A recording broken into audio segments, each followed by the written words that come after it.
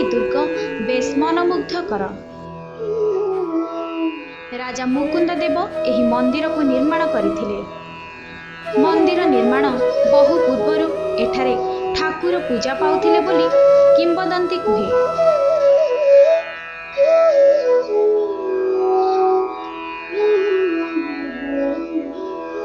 1510 ଖ୍ରୀଷ୍ଟାବ୍ଦରେ ଶ୍ରୀ ଚୈତନ୍ୟ ମହାପ୍ରଭୁ ଶ୍ରୀକ୍ଷେତ୍ର ଯାଉଥିବା ସମୟରେ ଏହି ମନ୍ଦିରରେ କିଛି ଦିନ ବିଶ୍ରାମ ନେଇଥିବାର ଶୁଣାଯାଏ।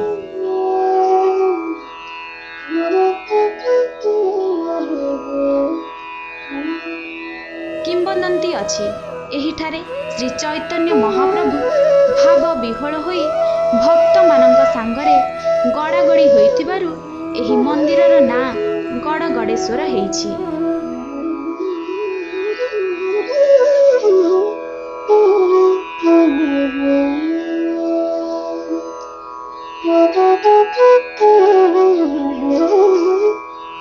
ମହାଦେବଙ୍କ ପ୍ରିୟ ମାସ ଶ୍ରାବଣ ମାସରେ ଭକ୍ତମାନେ ଏହି ମନ୍ଦିର ଘାଟରୁ ପାଣି ନେଇ ବିଭିନ୍ନ ଶୈବପୀଠ ମାନଙ୍କୁ ଯାଇ ସେଠାରେ ପାଣି ଢାଳିଥାନ୍ତି।